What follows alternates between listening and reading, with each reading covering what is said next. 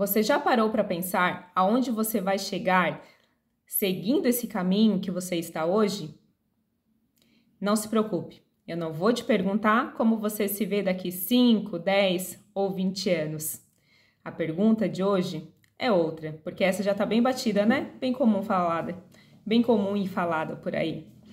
Mas o que Deus quer perguntar para a gente hoje é: que frutos você tem gerado nos seus momentos bons, mas principalmente nos ruins? Que rotina, né, você tem levado e que fim vai dar essa rotina ao qual você leva aí todos os dias?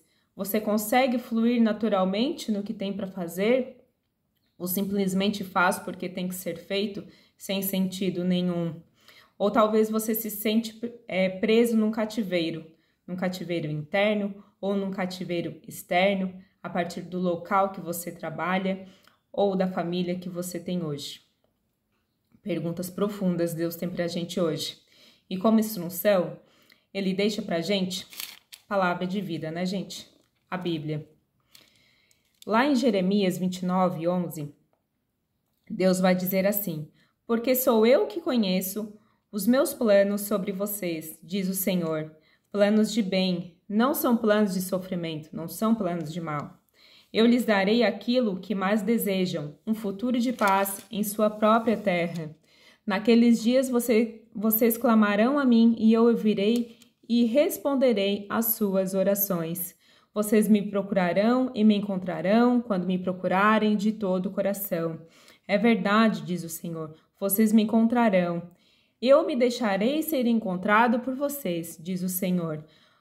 Vou mudar o rumo das suas vidas. Reunirei todos vocês, espalhados entre os povos do mundo, e os trarei de volta à terra de onde o deportei, diz o Senhor. Promessa linda, né? Mas para você entender aqui, esse contexto está em Jeremias, porque Jeremias era o profeta, foi o profeta escolhido por Deus para falar para o povo naquela época. Aqui, o povo de Judá, que tinha capital como Jerusalém, já estava cativo, já estava exilado, já estava no cativeiro lá na Babilônia pelo rei Nabucodonosor.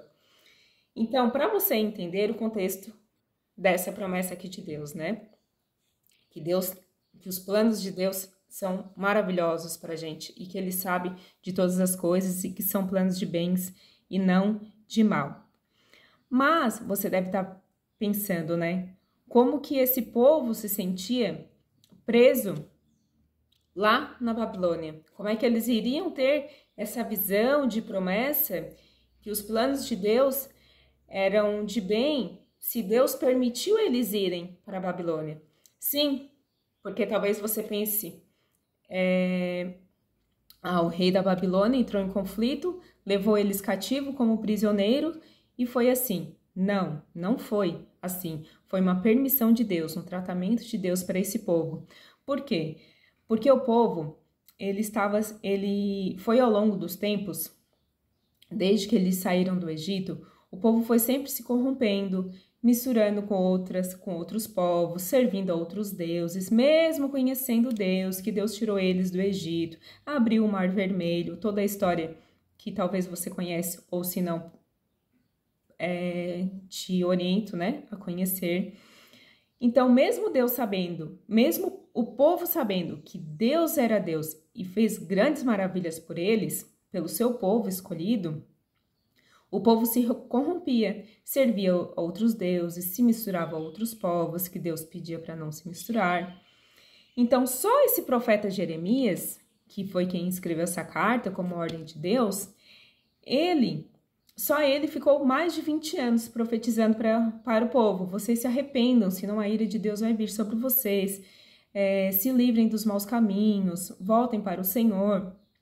E o povo não considerava essa correção, não considerava essas profecias de Jeremias. Jeremias foi preso, Jeremias foi ameaçado de morte. Deus sempre o livrou, mas ele foi muito ameaçado.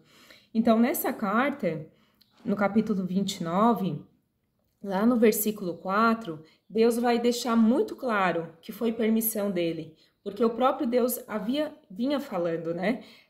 Se vocês não se arrependerem, a minha ira vai vir sobre vocês. Então, lá no versículo 4 diz assim: assim diz o Senhor Todo-Poderoso, Deus de Israel, a todo o povo exilado, que deportei de Jerusalém para a Babilônia. Então, aqui Deus assume, né? Deus diz que foi permissão dele, foi um tratamento dele, o povo estar cativo, o povo ser levado preso para a Babilônia. E quem foram essas pessoas, né? Esses povos que foram levados cativos? Então, foram os artesãos, os ferreiros, os mais fortes, os mais inteligentes. Foi um povo escolhido para, a partir desse povo, continuar a descendência, né, do povo de Judá. Porque antes, o profeta Jeremias também deixou claro, Deus deixou claro, né, a partir do profeta Jeremias, que existiriam dois caminhos para esse povo de Judá. Haveria o caminho de morte, que seriam a partir da fome, das doenças, a partir da guerra, ali no conflito ali na batalha contra o rei Nabucodonosor, né, a Babilônia. Então, havia esse caminho de morte ou haveria o caminho de vida. E qual era o caminho de vida? Ser levado cativo para a Babilônia. Aí você pensa, nossa, que opção ruim, né? Será que não tinha uma outra alternativa? Teve pessoas que fugiram, também acabaram morrendo. Então, assim, às vezes, esse cativeiro que a gente não entende como algo bom, porque eles foram levados a pé, era uma distância muito grande, né? De uma nação ali até outra, eles foram levados a pé, não tinha ônibus para botar esse batalhão de gente tudo dentro, né, e levar, não tinha transporte. Então, eles foram a pé, foram nus, foram totalmente humilhados, mas foi um tratamento de Deus, porque durante muitos anos, Deus usou não só o profeta Jeremias, mas muitos outros profetas para chamar a atenção do povo para se voltar para Deus novamente, para se arrepender, para voltar o coração para Deus novamente. Que Deus não é que se arrependeria, mas ele deixaria de tratar o seu povo com ira se esse povo se arrependesse. Mas não, o povo não escutava esses profetas. Então, qual foi a instrução de Deus, né, nessa carta?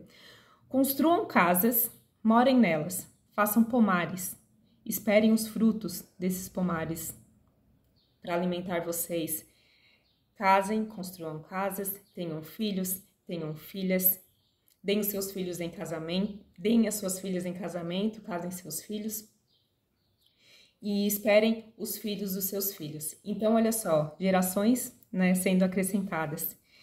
Então, a gente dá a entender aqui que iria demorar muito tempo, né? Eu imagino a aflição dessas pessoas na hora.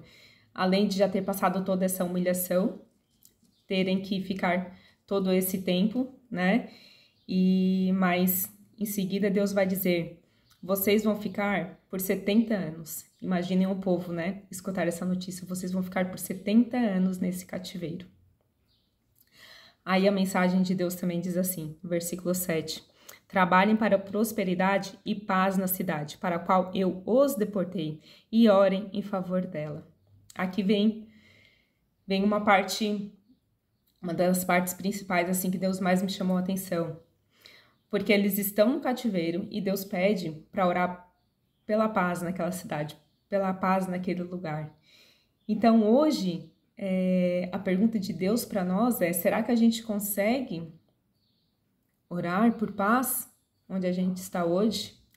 A gente reclama tanto do nosso país, a gente reclama do lugar onde a gente está, a gente reclama no nosso serviço, a gente reclama na nossa família. São tantos lugares que às vezes a gente vê algumas dificuldades e a nossa resposta é reclamar, é murmurar, é se lamentar, é xingar. Às vezes, talvez você não é uma pessoa explosiva, talvez você xingue quietinho, xingue em pensamento, mas isso também é uma forma de pecar, né? Contra Deus, contra aquela pessoa. contra si mesmo, né? Porque você também está fazendo mal para si. Então, a mensagem de Deus é: ore por este lugar que você está, né? Ore pela paz, e depois a promessa dele, né? Onde eu li lá primeiramente, eu lhes darei um futuro de paz à sua própria terra. Mas quem a gente é, a pergunta de Deus para a gente hoje, quem a gente é quando a gente está no cativeiro? Será que a gente consegue plantar, construir, constituir família, enquanto a gente se sente aprisionado, enquanto a gente não consegue ter sentido, né, para a nossa vida hoje? Quem a gente é? Quais os nossos frutos? Será que a sua família, quem está ao seu redor, seus colegas de trabalho, te veem como uma pessoa boa, né? Te enxergam como uma pessoa que dá bons frutos, que é agradável estar ao redor, né, de ti? E lá em Jeremias, um pouquinho antes, a palavra de Deus nos diz no capítulo 11, versículo 16: no passado, o Senhor chamava vocês de oliveira verdejante, carregada de bons frutos. E mais lá na frente, no capítulo 17, versículos 5 e 6, diz: maldito é o homem que confia nas suas próprias forças e na capacidade humana, afastando o seu coração do Senhor. Ele será como uma pequena árvore seca no meio do deserto.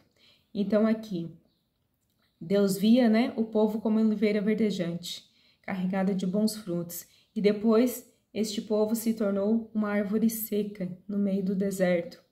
Então, qual a situação que a gente será que a gente está hoje, né? A gente é uma oliveira verdejante, com bons frutos? Ou será que a gente já se tornou uma árvore seca? Será que a gente já se tornou uma pessoa amarga, sem sentido, sem saber o que fazer, sem saber que decisão tomar? Talvez se você chegou até aqui e você não vê sentido na sua vida, você não sabe como se chegar a Deus, você talvez tenha uma noção que só Deus pode dar sentido à sua vida, porque sim, para tudo tem solução, independente do seu problema, independente do que você está passando, eu te digo que tem solução. Deus é especialista, né, no impossível. Deus é especialista em milagres, em desvendar, em fazer aquilo que a nossa capacidade humana não consegue nem imaginar, né? Que tem solução. Eu te digo que sim. Mas qual é o caminho, né, que você vai escolher hoje? É o caminho de morte? É o caminho de vida? Eu te digo que está escrito lá em João, capítulo 14, versículo 16. O próprio Jesus nos disse: eu sou o caminho, a verdade e a vida. Ninguém vem ao Pai a não ser por mim.